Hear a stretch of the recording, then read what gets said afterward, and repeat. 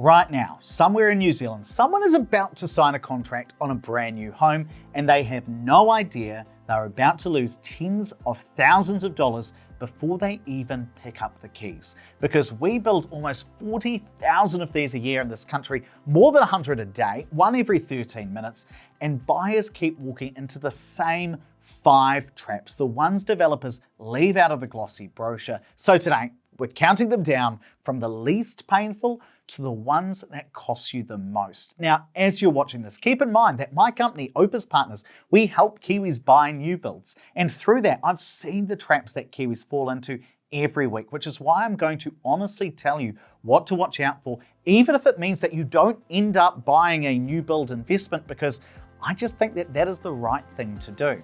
Now, trap number 5 is buying into the hype. So when you start looking at new homes, you might start by going into a show home, because let's say you're buying a property off the plan, so one that's not built yet, you might want to see what the end property could eventually look like. Now, there's 2 questions that decide whether you walk away happy or heartbroken here, and most people never think to ask them. I'll come back to what they are in a moment, but first, let me show you how the trap works. So let's say you walk into a show home, you walk into the property, the kitchen looks incredible, the landscaping's done, the blinds, the appliances, it all feels very premium.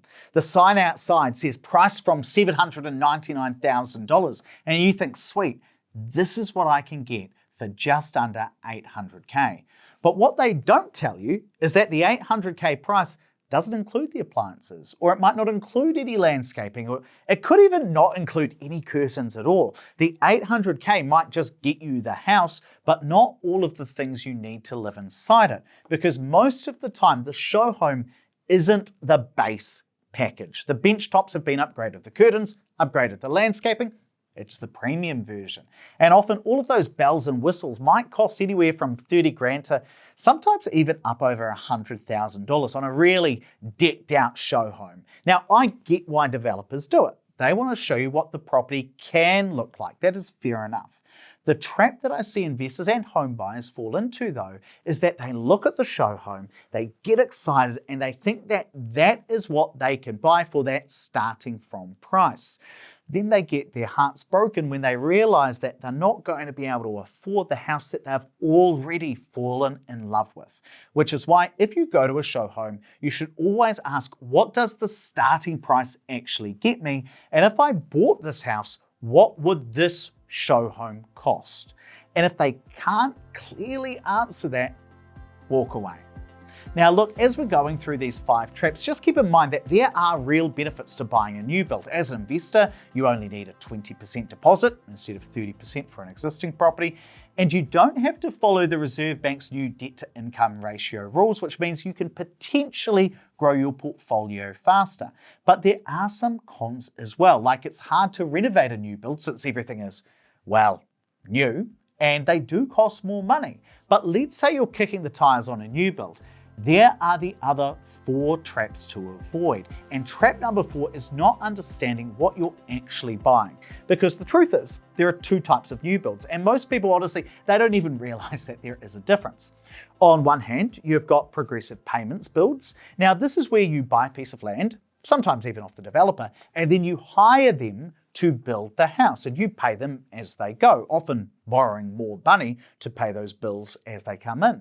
And typically, these types of new builds don't include curtains, they don't include appliances, they don't include any landscaping. Think of it as hiring a developer or a builder to do you a service. In this case, it's building your house. On the other hand, you have turnkey properties. Now, think of these like buying a finished product at a fixed price.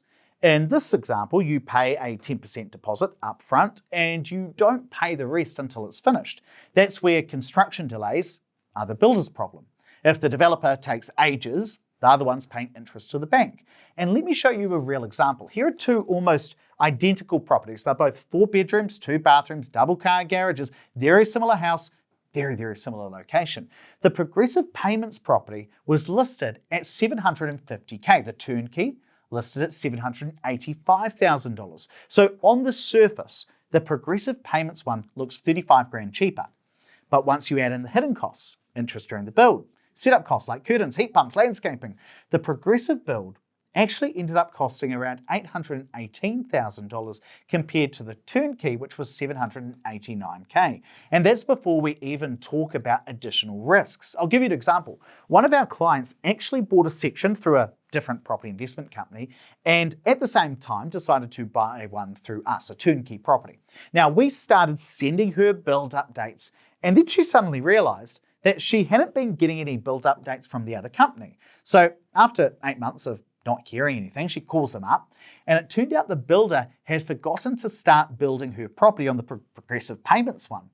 Meanwhile, she was still paying the mortgage on an empty piece of land. So if the builder disappears during a progressive payments build, you're stuck with a half-finished house and you've already handed over a big chunk of your money. With a turnkey contract, if the developer goes under, you get your deposit back most of the time and you can just walk away. And that's the reason why at my company, Opus Partners, we only do turnkey properties, because I see the risk as just too high with progressive payments builds. And if you're finding this useful, do me a quick favor and hit the like button, subscribe and ring that notification bell. That's how I know which videos to do more of. Which brings us to trap number 3, and this one makes me angry, honestly, because it's the sneaky developer sales tactics that I just think are grubby. I've been seeing too many developers recently advertising their properties to investors, saying things like guaranteed 6% rental yield for 2 years. And what that means is that if a house costs $600K, it'd get about $690 a week in rent, because it's a rental return, which is really high for a standard new build house. So you think you're buying a really high yield investment property, except it's not a rental yield at all. It's a dirty marketing trick, because what actually happens is that the house might rent for $550 a week, and the developer pays you an extra $140 a week for those first 2 years. Now, it's great for the first 2 years, but what surprises investors at the end is that the income you get then drops.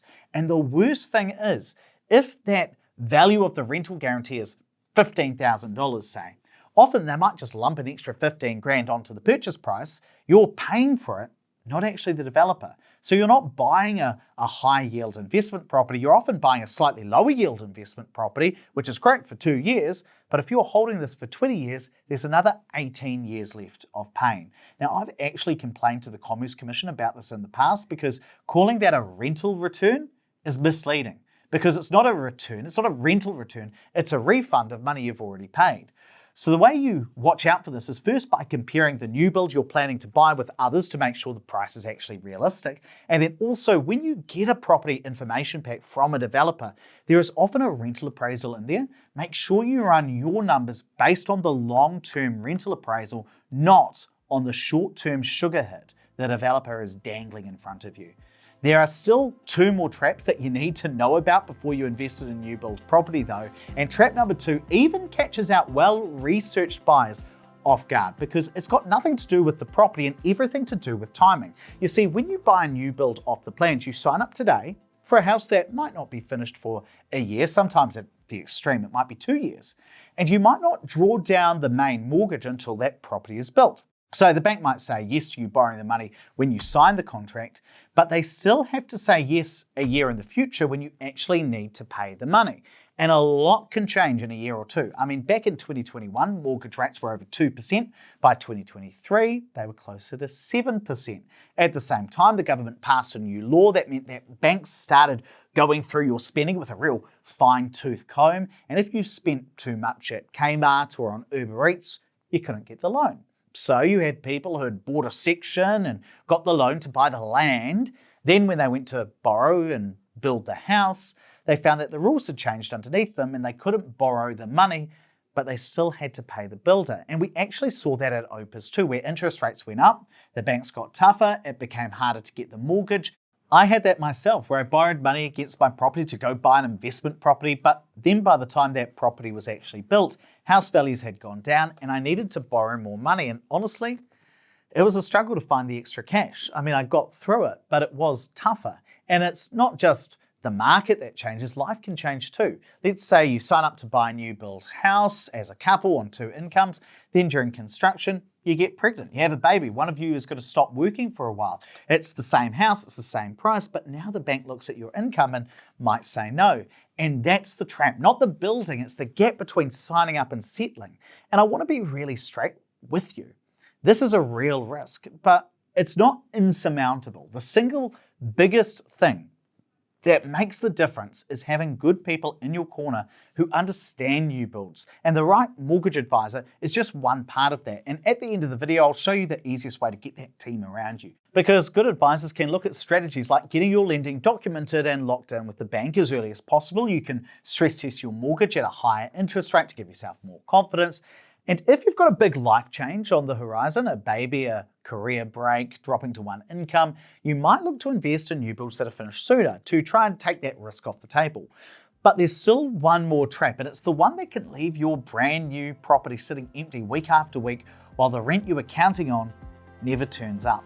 The number one trap of all, and the one that costs landlords the most actual money, is the potential for oversupply. So let's say you buy a new townhouse at a development and there are 30 of them. The developer builds them, everyone pays the money at the same time, and now you're trying to rent out your house at the same time as 29 other people. You're competing with your neighbors for the same pool of tenants. In a hot rental market, that isn't a huge problem. The tenants can get absorbed quickly, but in a slow market, you can sit empty for 2 months, sometimes longer. That's 10 weeks empty. And on a $650 a week townhouse, that's over $6,000 of rent potentially gone. And I actually started tracking this in my own property management company to give you guys a sense of how long properties take to find a tenant. In Christchurch, over 2/3 of landlords get a tenant move into the property with just 4 weeks of vacancy or less. In Auckland, it's closer to 6 weeks. And the trap that I see people fall into is not accounting for the fact that their property could be empty at the time that they pay the money and the property's actually built. So here's what we started doing about it. We've actually started negotiating with developers to say, if this development hits the market in a slow patch, that's not really the investor's fault. So if we can't get a tenant within, say, 6 weeks, you start paying the rent. Now, not every developer agrees, but it's one option we've started negotiating to try and limit investors' risk. I mean, think about what that does. It takes the single most expensive risk in a new build, your property sitting empty, and hands it back to the person who controls when the property actually gets built. Now, that one clause can be worth thousands, and it costs you nothing but the confidence to actually ask for it. So those are the 5 traps. Dodge them, and you're already ahead of almost everyone else buying a new build. And look, every one of these 5 traps is the kind of thing a good advisor helps you see coming. The lending gap, spotting a dressed up rental guarantee. That's exactly the stuff we work through with people at Opus Partners. So if you're weighing up a new build and you want someone in your corner, a financial advisor who looks at your situation, your income and your goals and tells you straight whether it stacks up, that's what the Opus Wealth Pathway is for. And the first step on that journey is to book a free portfolio planning session. Head to opuspartners.co.nz, click that big orange button and pick a time that suits you. I'll also drop the link down in the description. But buying the right property is only half the battle, because the day you pick up the keys is the day a whole new set of problems can start. The ones nobody warns you about until you're already a landlord, and I actually learned most of these the hard way. So I made a video on the 7 things I wish someone had told me before I started, including the one that could mean you make a negative 300% return. It's on your screen now, tap it and I'll see you in there.